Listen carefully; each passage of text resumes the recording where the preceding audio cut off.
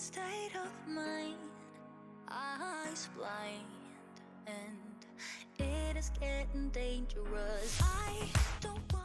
My mom promised to join, so I can't wait to talk about my vulva in front of her.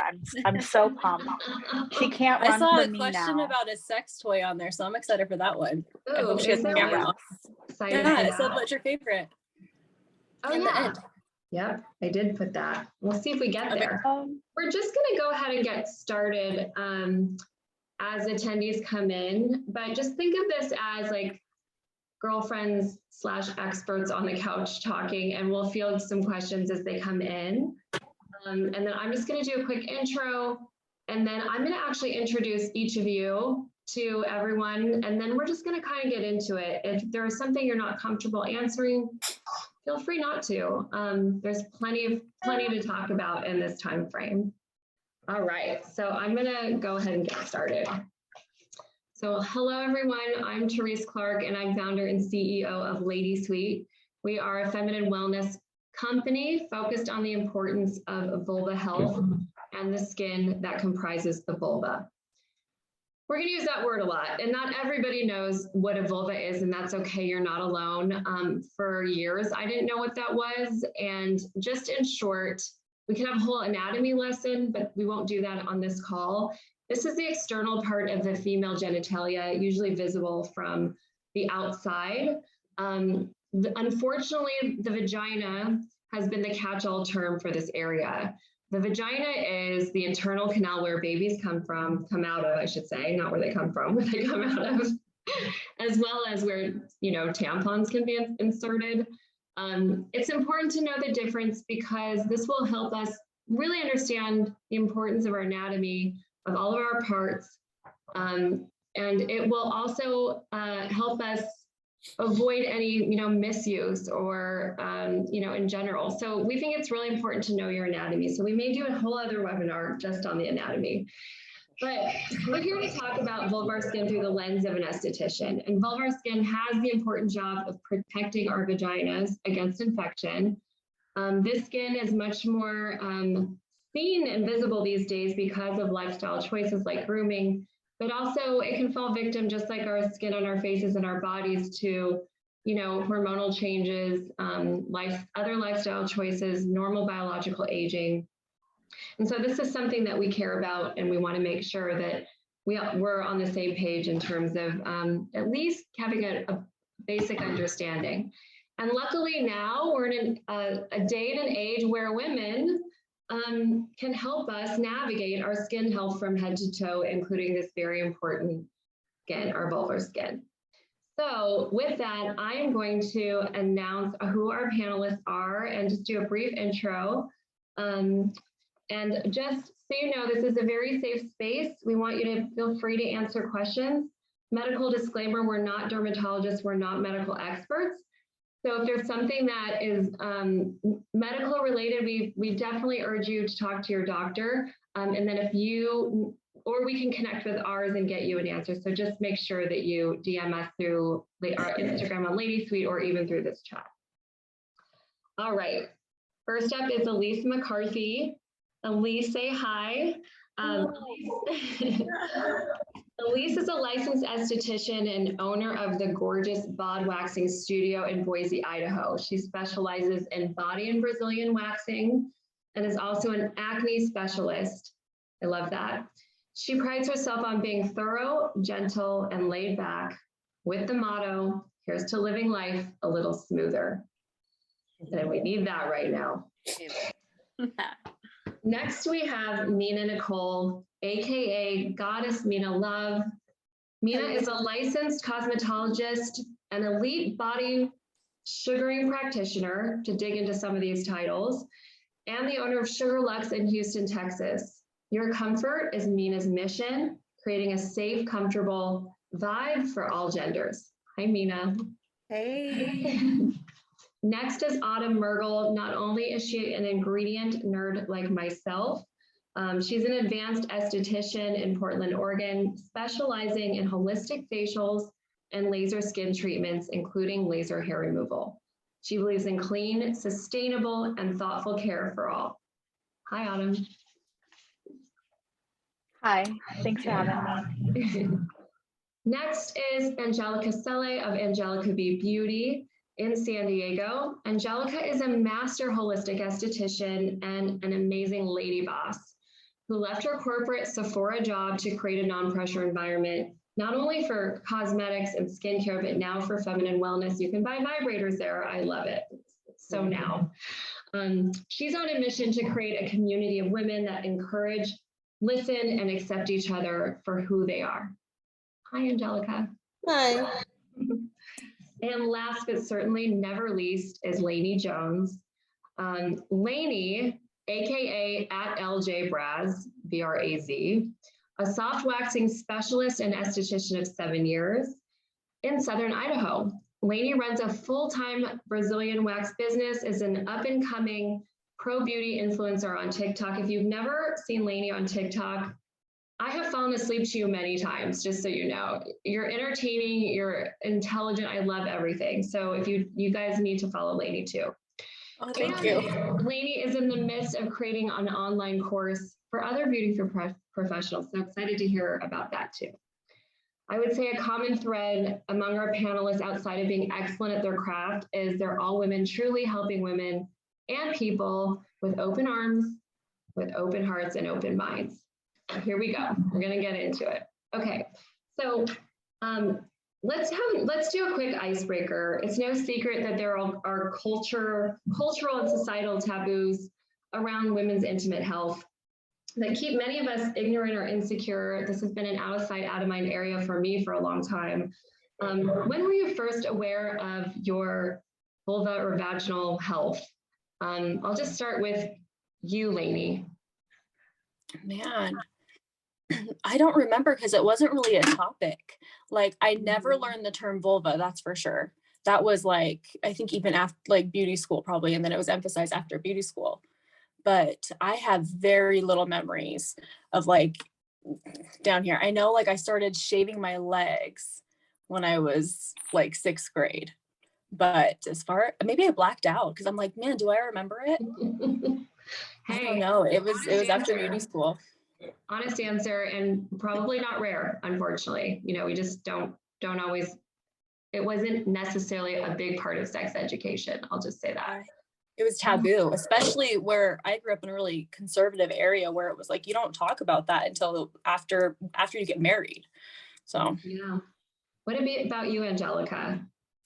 I think it was like, I started waxing pretty young because I just always hated hair. So I think I was probably around 19 when I started waxing. And then I think I finally realized that there was skin underneath that hair. And so then I started just kind of exploring a little bit more. But I think nothing too crazy until I became a esthetician. And then I think it just really opens your eyes to just health down there and, just all kinds of different topics that come up because now, that's what you're doing. So it made me much more aware of my body as well. Love that. What about you, Autumn? I had a different journey. So being post-op transgender, I received my vulva at 18, and I still at that time called it a vagina. I don't think I was aware of really anything, and especially given the fact that I grew up in a very conservative town as well. And I was homeschooled for high school while I transitioned. So I wasn't really aware, I think, until probably I started working for maybe Credo Beauty, and I met Lady Sweet when you guys were in Credo at the time. And I think that was really when I started getting familiar with that particular word and kind of diving deeper into the anatomy, because for me, I was like, oh, this is it. Like, I've gotten here, I'm done, it's over. And I'm realizing now at 26, there's so much more to discover. And in my circumstance, a lot of unknowns. So I'm navigating that journey with you and with everyone. Love that. Thanks for your honesty there as well. Okay, Mina, you're up. You're on mute. For me, it was that one time in the bathtub when I was little and just kind of, letting the letting the water hit that area there, little clitoris action, and yeah, I was young. I was probably like around 5 to 8 around that time. And I actually was introduced to masturbation around that time privately. Mhm. And then my yoga journey actually introduced me to vaginal health because I started getting into like womb healing, what that looks like when stagnant energy is stuck in the womb and in your hips. And that just kind of brought my awareness to like the vulvar and just vaginal health and stuff like that. But then it wasn't until I got into my practice of seeing vulvas all day long is, kind of where that happened for me. It's funny. My neighbor just keeps saying her 6-year-old keeps taking her vibrator. She figured it out on her own. And now it's just a matter of teaching, like, not to do that in public. But it was just, when you figure it out, you figure it out. And I love that, that was a positive thing for you. Elise, and last but not least, Elise. Yeah, I don't feel like it was ever really on my radar as like a area that needed any special attention until after aesthetic school, and I started waxing on the regular and just seeing vulvas every day. I remember specifically during my training being relieved, like I was just practicing straight Brazilians and nobody's vulva looked the same. And I remember being like, why are we ever even stressing about any of this when nobody's looks the same? And just being like relieved. So that was probably my biggest epiphany about it all. Yeah. I love that. It's funny because, I always tell you guys that my mom delivers babies and I have 2 sisters. I didn't see theirs until they had babies. Like, we didn't even compare as kids. It just wasn't one of those things. So it was a relief in some way, shape, or form to see mine was like theirs, but also different too. I love that. All right. Well, being an esthetician or working with estheticians is one of my favorite things because I do consider you more hands-on. You're like healers and experts. Again, not medical doctors, so there's certain things you can't do, obviously. But everyone had their own journey to become an esthetician. And not to take up a lot of time because we have to be cognizant, there's a lot of questions in only an hour, but would love to know, what inspired you to become an esthetician? Anyone can take it, or if you want me to keep just naming people, that might be easier. I'll just randomly start with you, Mina. No, I don't want to be first. Okay. So much has happened. So I am a licensed cosmetologist, which means that I can practice any specialty up under that license. So I did not start off with dealing with the skin early on in my career. I started off doing hair and then nails and everything else. So for me, it was the great reset, or what they call the shutdown. I had to pivot during that time, and I had to figure out, what am I going to do if I can't actually touch people? I was doing lashes at the time before the shutdown. So yeah, that's the pivot for me, was actually going into waxing and sugaring.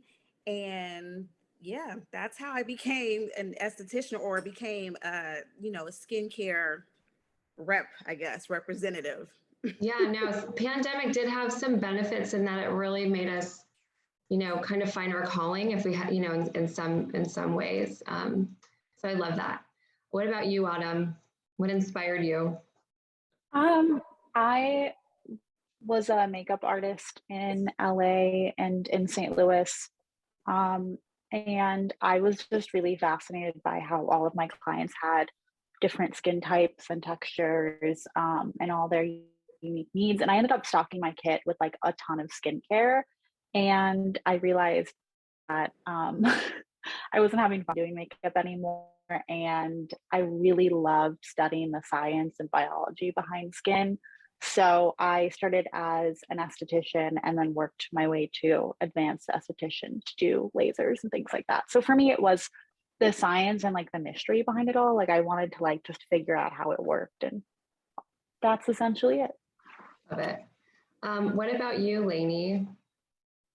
Well, the question was, what made us get into aesthetic school or interest Or in this, right? inspired So, you to do what you do? It was kind of backwards for me. I kind of just needed like a change in life.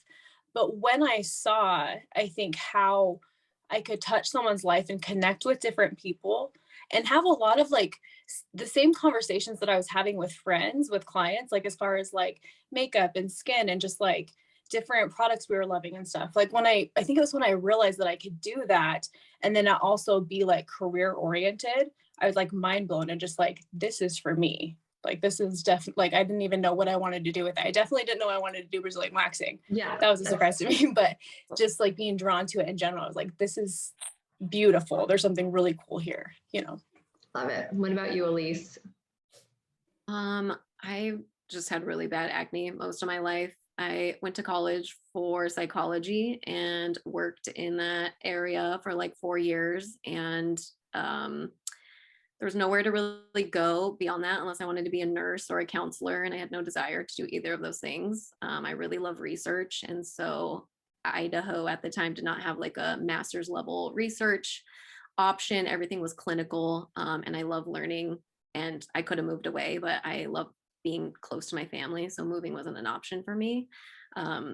And so I was like, well, I guess I could go fix my face or learn maybe why it's doing what it's doing and try just to figure that out. And so, yeah, I went to aesthetic school.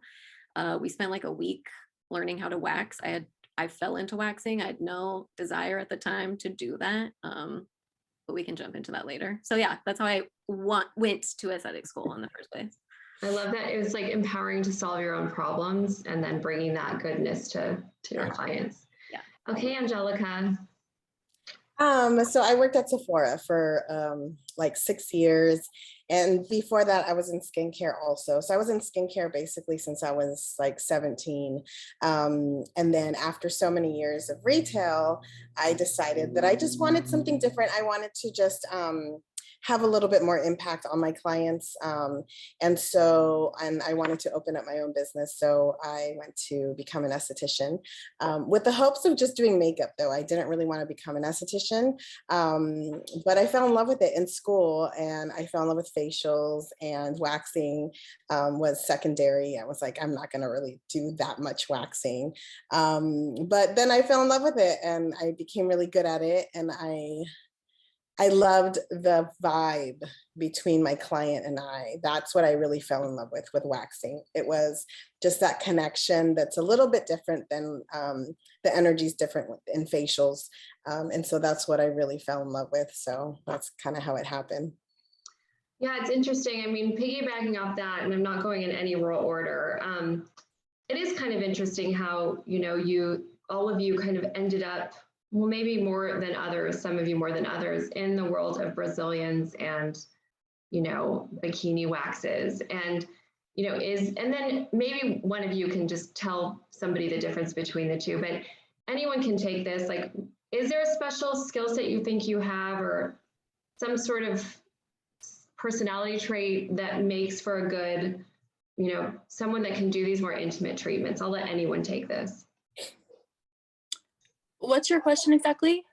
So is there a skill set that you think you have that makes you better at doing something like a Brazilian wax, like these more intimate treatments?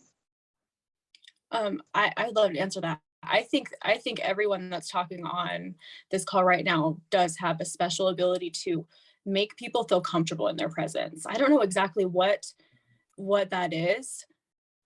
Maybe someone can come up with a list, but I definitely think there's like a special ability that waxers have to like help people embrace change while also just like loving and accepting what they have. So I feel like we all have that sixth sense, right? I am also a Reiki practitioner and I'm an energy healer. So I think for me, because I can read energy very well, it helps me kind of view and decipher when it's time to, kick that in to help them with that discomforting situation. So I don't know. That's just kind of how I feel about calming them down, or just, I don't know, I don't know. I'm just there to help them feel comfortable, because, I'm just an angel. You are We're an angel. all, it's, I don't know. Go ahead. No, I inherently you're saying the same thing, and it's why we called you.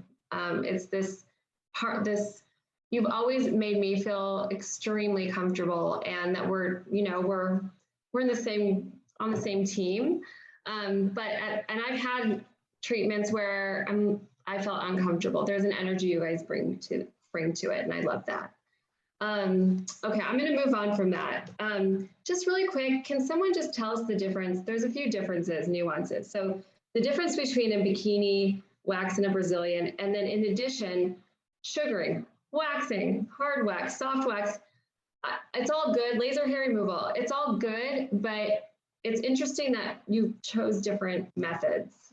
Who wants to take that? Anyone? Bueller? I always use underwear like as an example of what they're doing. So if they're just coming in for a bikini wax, then I just basically tell them that will remove everything like outside of your like brief line, basically. I do like a French bikini too, which doesn't take everything off, but it just comes in a little bit tighter. Like if you were wearing a thong, we would take everything then off. And then a Brazilian's like the full thing. So that's kind of my analogy to give a visual of what services I offer. What was the other half of that question? First of all, I love that analogy. I can fully see it in an infographic. I think you should do that. Yeah. Yeah, I think, I've asked all of you at why did you choose sugaring and then you chose hard wax or a soft wax? It's interesting. Yeah. I was trained with soft wax. So that's just what I feel comfortable using. So I know how to use that. I do think there's a time and place for hard wax. So I kind of go between the two, honestly. Once I can see somebody's skin, if it's super dry, I always will use hard wax just because I feel like it's a little more gentle on the skin. So I kind of mix it up based on what I can see. Okay, so it definitely has something to do with like skin type or the condition of the skin where you'll switch off between the two. Got it. So for me, I was trained with doing hard wax, and then I also just kind of fell into sugaring. And when I saw the benefits and was actually really just excited at the fact that it was a non-toxic, organic way of removing hair, that kind of just sold it for me. It's only made of like 3 ingredients: lemon, sugar, and water. So that speaks to people who like really want to get into like, I guess, clean beauty. And also just, what you ingest is what you want to like, put on your body as well. Like the sugaring paste is also edible. So that's kind of a cool little thing. But yeah, that's kind of my thing. Don't taste it after a Brazilian though. Say what now? I said, don't ever taste that after a Brazilian though. Can you imagine all the hair? Yeah, I would taste good. Wait, no. I always make a little lollipop, like a little stick of sugar paste for the clients that are like really, really nervous right before we start. And that kind of keeps their mind off of it, like, That's while awesome. I'm sugaring. So smart. Okay. Who knew that we'd have sugar candy from the sugar paste? Autumn, laser hair removal was the impetus for me to really do this line, because I'd done waxing before and then I just wanted to do laser because I was so ingrown prone. But there was like nothing that they gave me. It was just like numbing cream and it hurt like a mofo. So what do you think about the whole laser hair removal? I think there's a lot of pros and cons. I think laser hair removal is particularly useful, like you said, for ingrown prone people. One of my best friends she actually, it's the scariest thing I've ever heard. She has to rub her skin with a pumice stone to exfoliate it, or she gets like terrible ingrowns and like so much pain. So she personally does that. So I started doing laser hair removal. I was like, the first thing I want to do is make that not happen for you anymore. Like, I don't want that going on anymore. So we're going to laser that. Um, it's amazing. It's a different kind of experience. I mean, when we talk about laser, to make it successful, your hair goes through 4 different growth cycles, if I'm recalling right. So you have several different cycles, and what I'm trying to do is target your hair when it's in the growth cycle, when it has a little bulb at the end. And that's when it's connected to the blood vessel. So we send that laser energy down there, and it actually targets pigment. So it locks on to that little hair pigment, and it goes straight down, and it essentially cauterizes that blood supply of that hair. And if we get it at the right time, it won't grow back for years and years, or maybe at all. It's not technically classified as permanent by the FDA. So some people do need to get touch-ups after 5 years or so. It really depends on the person, but amazing for people with ingrown. And I also feel that every laser brand actually feels different. So I've had machines that I think hurt really, really bad, and machines that I feel are really gentle and really effective. Personally, I love my machine for that. It's the least painful one I've ever felt. Numbing though isn't always a great option. So when we're talking about doing something like a whole leg, or sometimes I'm doing someone's whole body, I can't put numbing cream all over them, because you can actually be poisoned from too much numbing cream. So things like lidocaine and stuff, there's a limit to how much you can safely put on someone. So we can't slather the whole lower half of your body in it without risking an accidental poisoning. So I think that I don't think most people need it. I think if you have the right technician with the right skill, and you have a machine that doesn't really hurt, there's lasers, IPL, and diodes, and that's kind of all used interchangeably as laser hair removal. I think there's a lot of options for different people. Yeah, I think for me, I went to somewhere that was they're kind of known for doing that. And then the cold wasn't turned up. I had Brazilian done, and I couldn't even finish. So now my hair grows back like Harry Potter's scar. It's all over the place. So like I still get waxed. Okay. So obviously, there are nuances to the skin down here. Elise, you kind of mentioned when the skin's drier. What are some of the more common irritations that you see, or even or the differences that you see between vulvar skin and other skin sites? Whether you want to take this on, anyone else can too. I mean, vulva skin is very thin, first of all, especially compared to our face or whatever else. So I think that is the most, or I guess, I totally lost my train of thought. Yeah, like any nuances in the skin, like if it's different from skin on your body or skin elsewhere. Yeah, it's the thinnest, and it is the most absorbent tissue. Yeah. So Brazilians are the #1 service that I do. I feel like yeah, my brain, it's dead. It's okay. You have a later time zone. Yeah, for sure. Similarly to like other areas on your skin, I find that, or other areas on the skin, I find that like we'll see people who tend to have more oily or dry or just like different type of skin. But yeah, it's a little bit more temperamental though, I think, than I found like when I was doing facials and stuff. Like you'll see the skin types, but it's like to figure out how to fix them, it's like a little bit more like you have to be careful about what you do. Yeah, no, that's interesting. And we'll get into some of the common irritations, but what about you, Mina? Being a woman of color, you see more melanin-rich skin on a daily basis. Are there nuances? So I agree with Lainey a lot. And I think, well, just in my treatment room, I see a lot of women of color. We have kinky, coily, tight hair, and we're more susceptible to ingrown. So that's kind of what I see more often than anything. Eczema, a little bit. I don't see eczema so much in Caucasian women or women of color. Not to say that it doesn't happen, but in my treatment room, I do see a lot of eczema and, like I said, the ingrowns. Eczema is an interesting one too. Yeah. And then what about you, Angelica? I see a lot of generally what we see is dryness, and I feel like it's related to their hormones. So we ask a lot of questions. I think it's like their pH generally, because we are using a lot of the wrong products out, with that skin. And so that's why I'm really happy, because I can offer them product recommendations. But with women, we're really complicated because our hormones can flux throughout our lives, throughout the month. So that's what we see a lot of, but we educate a lot. We bring that stuff to light.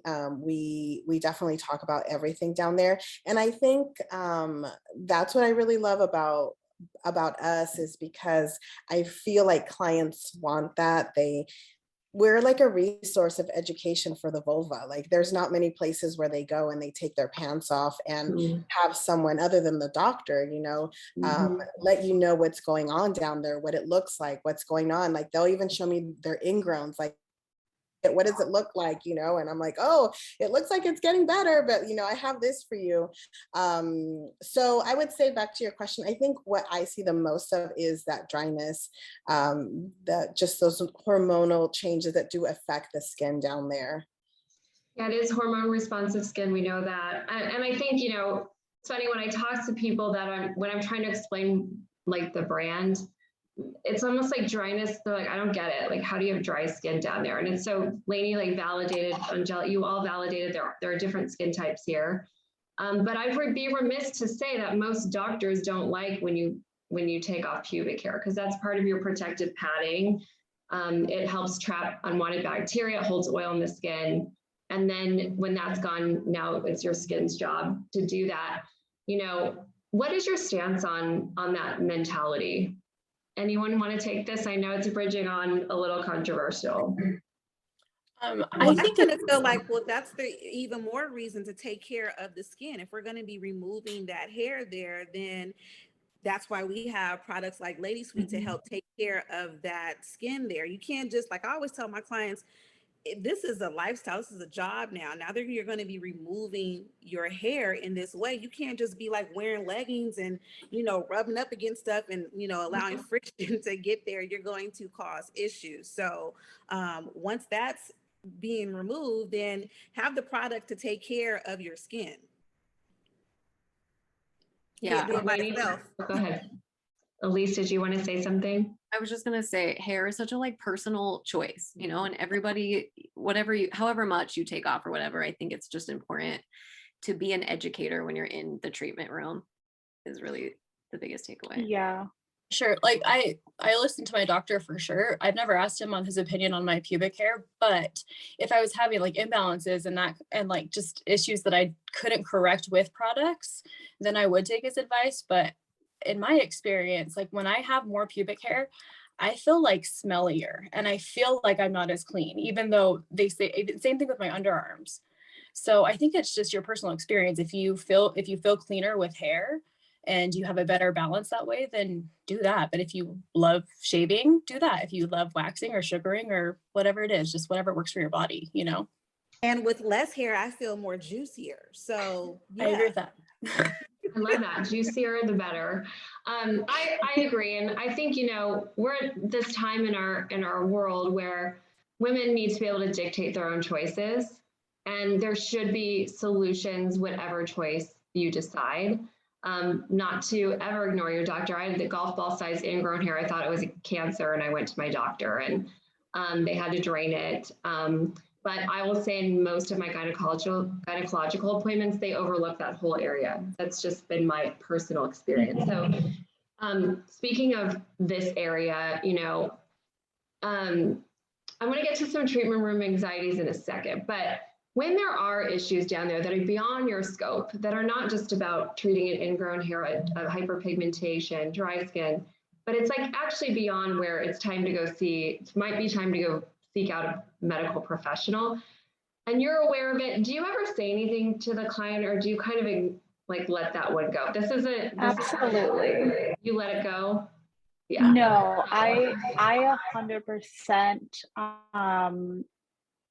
I want to be at all times in partnership with my client's physician or medical team. I think that it's really unfortunate there's often not a bigger bridge that connects estheticians and a dermatologist or a medical provider.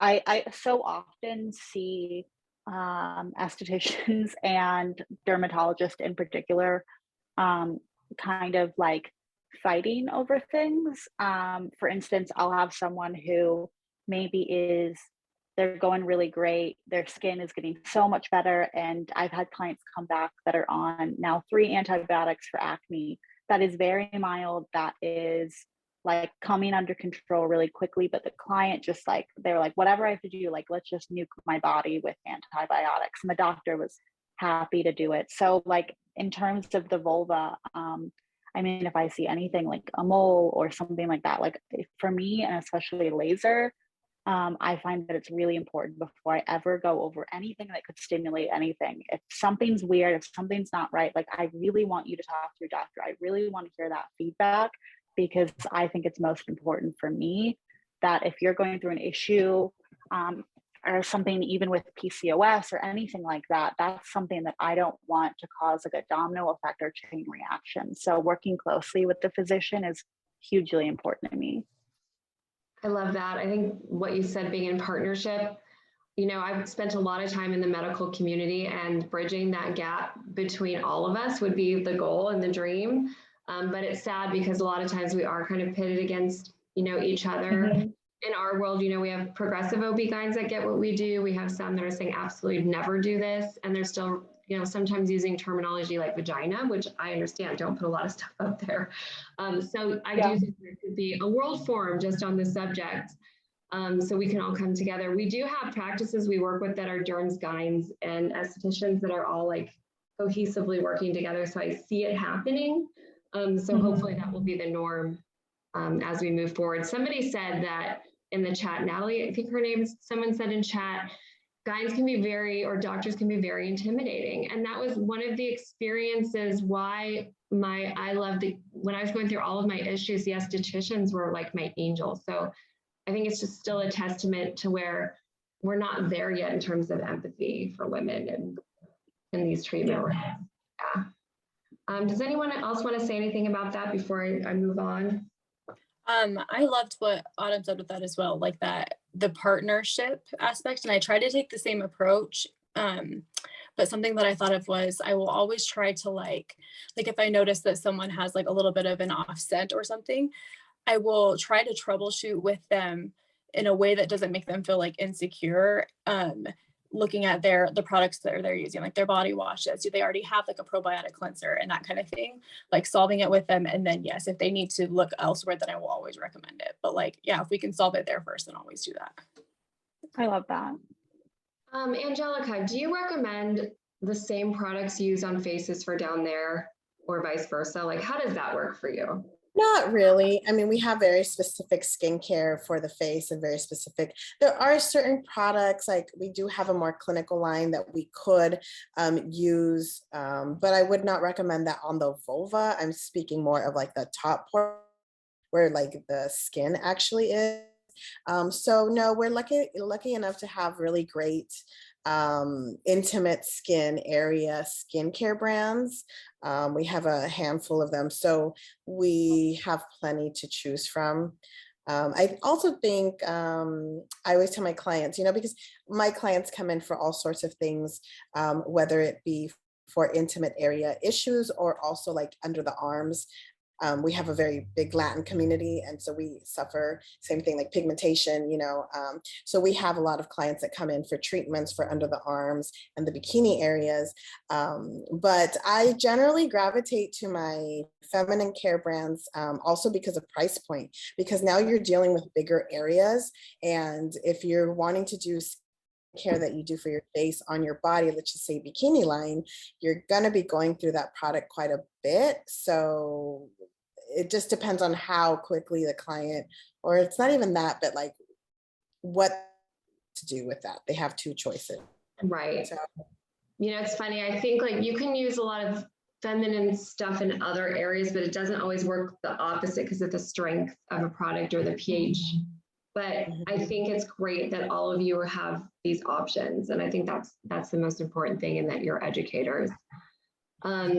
So, you know, let's kind of get going on to the next subject. So look, I've had my own, even though I know as much as I know, I'm still nervous. I still go get waxing. I'm like, what is she looking at?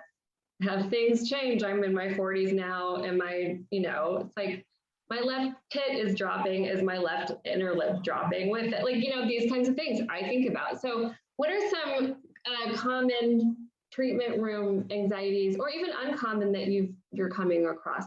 Anyone? I think for us, sorry, Go ahead. pigmentation is a big thing. So we deal with that quite a bit. But this is more funnier stories, like concerns with like white hairs. That's always really funny. So we've had that in the room as well. Yeah. I think I find, excuse me, I find that like people of all different walks of life, like no matter who is in my room, they have their own story of insecurities, and like their own backstory of like insecurities. And I feel like a lot of times they're met in the wax room. And if I were to like, I always try to comfort my clients and remind them that like, I see the bodies of so many people that like, there's no way that I'm going to, one, remember them, but then two, it's just that like most of those bodies look completely different. None of them look alike. And I feel like that reminder is so important for like us in general. Like it's good to, if you're looking into waxing, it's good to know that your waxer is not really, she sees all these different things and she's not going to remember you. But then also like remind yourself that like you are normal. You are like, it, no matter what your situation is, like different is normal. And okay, that's all I have to say. Sorry, like word vomiting. Yeah, sometimes I'll project my own narrative into your head and think that that's what you're thinking. And but really, like Mina, what are you thinking during a Brazilian or a sugaring treatment? So right now in this moment, what I was thinking is that I've had a few clients ask me, and I call them my sugar babies, but I've had a few of them ask me, what does it look like? Or the reason why they're like, one in particular, the one that asked me that was because her boyfriend made her feel like a complex about what it looked like. And so that made me look at the vulva and the vagina a whole different type of way. Like now when I'm done, because I feel like what I'm doing is a work of art, when I'm done, I always congratulate them and say, you did so well. And look at it, it's so pretty. And I'm really serious. I'm not gassing them up. I'm like, your pussy is pretty. Like you have a really peachy, pretty pussy. And they're just like, oh, wow. And it's such a self-esteem booster. And I'm like changing people's lives just by complimenting them on their coochie. You know, so that's just kind of where my head was at when you guys were talking. Just I like the fact that I can boost someone's self-esteem just by, you know, saying that this part of you is beautiful. Like I hate to go on a tangent, but I know some people right now that are like, I don't even look at it. It's ugly. That's gross. And I'm like, it's beautiful. Get a mirror, look at it, like examine it and just touch it and name it. And like, it's beautiful. No, I really love and appreciate that. I mean, still, I'll look at mine and I'll stare at it for a while. And, you know, I have to get rid of some of those old programs that are running from, you know, watching porn where labiaplasty is a thing, from an ex telling me that it was almost like the opposite effect. He's like, I love your vagine area. And I'm like, what is that even supposed to mean? Now I have do I have a fetish one? So these old narratives run in my head when I'm on your treatment tables. And I'm just let me say one more thing about that. I had a client, an African client that came through, and as I was sugaring her, I wasn't looking at what she thought I was looking at, because I'm removing the hair. So I wasn't looking at what in her mind was. And in the middle of her service, she says, do you notice something different about it? And I was just like, no, I glazed over it and it was like, no. And so after a while, she says, I was circumcised. And then Oh, that was wow. a whole different story. And then when I looked at her, I was just like, wow, like that's crazy. Like, and why are men doing this to young girls? Like, what? I But know. It's I made her then, I asked her about how, she receives pleasure and things of that nature. But still, in all, that sugaring session made her feel better about herself. So, yeah. I mean, it's ironic we said this earlier before we started recording that we're having this discussion in a world where in the US, what's going on right now. And it's hard not to get political, but, at the end of the day, I think these are the things that, we need to keep talking about and share information because there's not a lot of science. I will tell you, I'm a science nerd. Autumn will tell you too on, which, her transgender world having a reassignment surgery, there's not a lot of data at all. And there's so many inequities in women's health. And so our bigger goal, hopefully together, is we can bridge the gap and bring this stuff to light, because the only way that it's going to get better is if we talk about it. Whether you're an activist or not is one thing, but sharing stories can help so many women. So even sharing that, Mina, I appreciate that. Okay. So for anyone that's a brand new esthetician out there watching, because this will be recorded, do you have any advice for them? I just know there's a big education gap in general, so I'm not surprised there's an education gap in professional education, even regarding, like, I don't even know if vulvar skin health was part of your curriculum. Am I wrong? Am I right? So what do you even do for extended education? Is it just basically you take a course and it's hands-on from there? Eleni, do you want to take this? Because you're starting a course. Oh, I think we all probably, oh, I thought that was mine. I think we all had a similar experience. Anyone speak up if not, but where you just felt like after school, you were just like thrown in there and you were just figuring it out. Like, I even like, even if you worked at a franchise and you got a pretty like corporate level of like training, it's still like when you go in and work on your own, you have there's no like list for us to like follow and just like do it. It's like you have to figure out every single little thing. And there's a lot that school does prepare us for, but man, I would change so much if I could go back. And so that's why I decided to make a course, which that is such a big project in itself, but I want to help people and hopefully help people get on their feet a little like better than I did. Like I grew pretty quickly with my business because of social media, but when it came to being in my wax room, I was a shit show the first like 6 months because I grew really quickly and all of a sudden my books were full and I couldn't manage like my inventory list. I forgot like taxes, like managing, like it was chaos, man. And I want to help people who have worked so hard to get their license to like have just like that, just to me, it's like lists are comforting because I have ADHD. So it's just like that, like just the simplicity of like, you can do this and this is like, avoid this and here's this, you know? I love that. So it's not necessarily an accredited course that you're creating, but it's basically like how to get from there to here and not make the mistakes that. Well, you can't, it depends on the state that you're in, whether or not they will like the state will do anything with your course. Idaho doesn't even recognize courses after beauty school. So mine, yeah, I won't be able to do anything like legally with it. Just right. Yeah. I'm sure so many people can benefit from that, especially the taxes part. I screwed up on that too, early days. But some of you have different titles like Master Holistic Esthetician, medical, so are there different courses that you take to get to these different places? And is one more, I don't know, like it's like getting my MBA, like I never got my MBA. Yeah. Is there an MBA? Yeah, I would love to answer that. So there's actually no federal guidelines. So this is a total state by state case. So in Oregon, I can take an additional 600 hours of school on top of my original schooling to become an advanced esthetician. And here in Oregon, we call it advanced. I have to say advanced. In the state of Washington, they call it a master esthetician.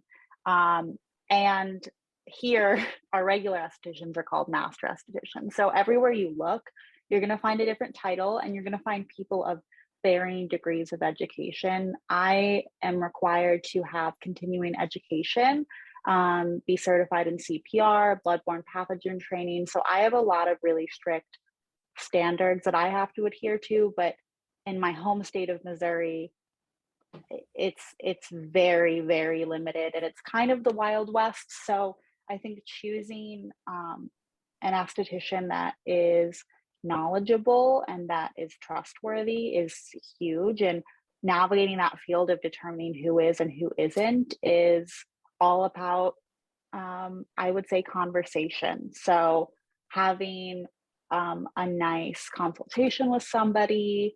I like to follow people on social media for a while and see how they interact with other people. If I see like a brand or something interacting negatively or answering questions like wrong or things they shouldn't really be saying, that's like a red flag for me. So I think it just depends on your state and, which license in particular you have. Yeah, it is interesting that all the states are operating differently and good in some ways, I guess. But yeah, it is kind of the wild, wild west. It's chaotic. Idaho doesn't even recognize further education at all. Like master estheticians that come here, they're just estheticians. They're not even they can't get paid more. They would be fought if they were trying to charge more. It's just annoying. So interesting. Because I worked with a lot of medical estheticians in the medical channel that worked with doctors. So I didn't even know that there was really a difference between the ones that, choose the spa life or whatever. So it is interesting, what journey you can take and where to go. So I know there's places where you can go to get that kind of information, but if we get questions, we might have to reach out to you about that too. Okay, well, I think we're getting down to our final minutes. Before I do a little bit of a speed round, I want to does anyone want to do a bit of a shameless plug on your business before we kind of end, or anything that you want to say? It can just be giving anyone advice watching who, is considering seeing an esthetician. It can be anything. I just want to give you guys one more moment each. I know I'm putting you on the spot. If no, that's okay, because I'm just going to go and do a speed round. I can start. I'm Autumn again. Hi. I just opened my holistic med spa in Portland, Oregon. So I'm trying to build up my business right now. I previously worked for other people. And I decided personally to start my own business because I felt, and it really saddens me, but I felt the beauty industry was really toxic. And I mean, it shouldn't be that way. It should definitely be this safety net, or safe space. So that is why I opened it. And I do want to just touch back real quick on, we talked about advice for new estheticians. For me personally with laser, someone's ethnic background is huge. And I have to ask questions that might feel invasive at first, but if you are everyone's vulva is completely different. And I have seen bad reactions. I've seen people walk in to a clinic and unfortunately people have just looked at them, assumed their race, treated them a certain way, and then a negative outcome has happened. So for me, it's definitely really getting a full background on everyone is really important. And I just want to encourage an esthetician to do that. And I want to encourage a client to make sure that esthetician is asking a lot of background questions and really getting to know you so you get the best care possible. Love that. Thanks, Autumn. Anyone else? Okay. Okay. So hi, Mina Nicole here. I am the owner and operator of Sugar Lux HTX. I am trying, no, I will be #1. That is my goal, to be #1 sugaring spot in Houston. Yeah. I just opened my studio space, or it's a suite. So I just opened my suite space. Sweet and sweet. Sorry. I just You're opened so my cute. suite space. I just opened my suite space December of last year. I am trying to build clientele. I'm actually building really, really great clientele. And the reason why I started my business is because working in the cosmetology field in every specialty, I've always worked at franchise studios, and not to really shit on them, but at the same time, they run clients like cattle, and I've never been very comfortable with running them like that. And I can't give a really good guest experience when I'm trying to get you in and out in 15 minutes. So my studio is specifically for the person who wants to come in and relax and get their service done without being rushed or judged. So that is kind of my whole thing.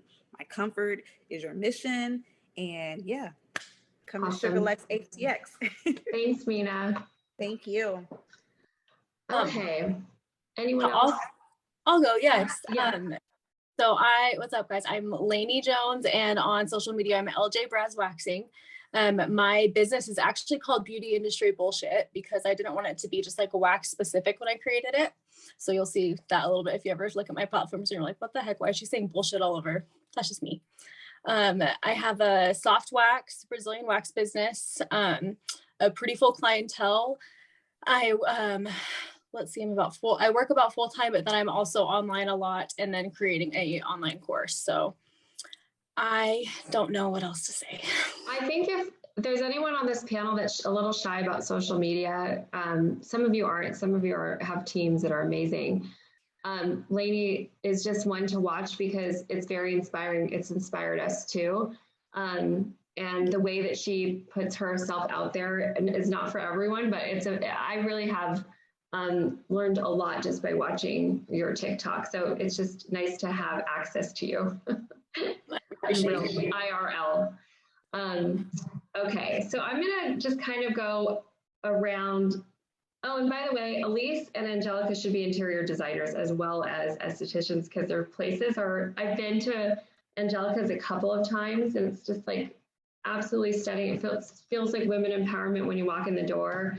And then Elise's like literally looks like a high-end bar, like a high-end hotel loungy bar. It's amazing. So cool. Okay, so before we head into the speed round, I have two questions that maybe the panel can can have answer. to ditch the speed round. That's fine. Okay. Yeah. Well, so one question was about laser waxing or sugaring. Like, how do you decide? Like, what is the best for you until you try one? Is there any signal? Can I answer it?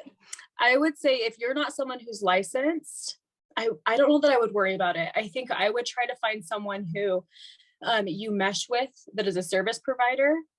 And I mean, as far as like knowing whether or not you can get wax, that's Googleable as far as like if you're contraindicated with medications. But as far as like if they use sugar or soft wax or hard wax, there are so many different factors that I don't think someone who's unlicensed can fully understand. So I would just focus on finding someone who you can trust and really like bond with, and then go from there, see how your skin does, and then if you need to take another avenue. I don't know. Sorry, does anyone disagree with that? I kind of like. No, for real. That's definitely, to me, it's all in the consultation. So I would say just don't be so quick to jump into it. Like I always provide a phone consultation with people who want to book with me just to see if we're a good match. I mean, you got your legs wide open in front of me. Like, are we a good match? Are we a good vibe? So yeah. Awesome. And then the other question was for Autumn specifically, like, is there any suggestions that you have for creating more ease and approaching the laser process? Yeah, I think like we talked about, an in-depth consultation is really important. For me, it can be a little bit, for my clients, it can be a little extra nerve-wracking as they have to wear eye protection. So their eyes are completely covered. So I hope that your esthetician who treats you would do this, but if they don't, I would encourage you to ask. I like to tell my clients what I'm doing every step. So, you're going to feel some cold jelly. I'm going to touch your left thigh. You're going to feel me touching your inner labia, like something like that. That way, since they can't see and they're just feeling, they are 100% aware of what's going on at all times. And even though we'll be talking, I always make sure that I say that as it's happening. So that way people don't have to have that anxiety. But getting to know your esthetician, I mean, if you're not ready to have your legs wide open or whatever it is, maybe book a different service and get to know that person a little bit more, maybe engage with them on social media a little bit, make sure you have that good consultation. So just kind of, it's scary at first because it's a total stranger, but find that like common ground of we're both humans and we're both normal and this is all great, is really important, I think. I would let you do like anything, any service to me. I feel like you are so safe. Thank you. And, like, yes, you are a beautiful human. Thanks so much. I appreciate that. You're so sweet. We have one for Therese. Would Lady Sweet products be okay for vaginal boils? Somebody recently got one for the first time and they want to prevent it from happening again. Well, we're talking about internal vaginal, right? I don't know. Yeah. Let us know in the chat if that's if we're talking internal, and then we'll loop back to that. And, I think at the end of the day, we tried to make our products as safe as possible for vulvar skin, but there are some times where, like, for example, I was one of them. I had an ingrown hair that I just got out of control, that I really had to go see a medical doctor. So, but, I think if you're it was on the pubic bikini line. Yeah. External. Yeah. And I think this is where I would, advise, I think our products like can work, but this is where I would advise like the help of somebody like, Angelica or Lady or Elise, like, because you're hands-on every day dealing with things like ingrowns, boils, eczema. So I would definitely talk to your, an esthetician that, has been practicing with our products that are more, attuned to hands-on, because I can tell you about the science all day, and that I do think that, combination, if not one product in particular, would be very helpful. But I would also want you to see someone like, if not your medical doctor, an esthetician. And maybe if one of you has had experiences with a boil and our product, so maybe you haven't. Yeah. I have clients who are prone to the more like deeper cystic acne, and I feel like it helps a lot with inflammation, but it's not always like solving it, but it definitely has done good for sure. Like, it's not hurting it by any means. Right. Put it on it. I actually have a question for Angelica, because we're getting this question more and more, and maybe even you, Mina. I'm half Asian, and so and then I have other women of color, Latina women in our brand. We're getting more questions around bleaching, and like one of our solutions is definitely not, we don't put any bleaching agents in our product. We're helping with post-inflammatory hyperpigmentation, which are dark spots that accompany things like ingrowns, blemishes, those kinds of things. But do you have a recommendation for bleaching the skin? Anyone? No, I don't recommend it. I think as someone that has a lot of hyperpigmentation in my arms and in my bikini area, I just share that with them. And it is, what I try to do is normalize it, because I went with it when I was, and same thing like one of you mentioned, I think when you're exposed to more women with these parts, you understand how normal you are. So I started seeing that every woman had a little something different, and some women hyperpigmentation like me.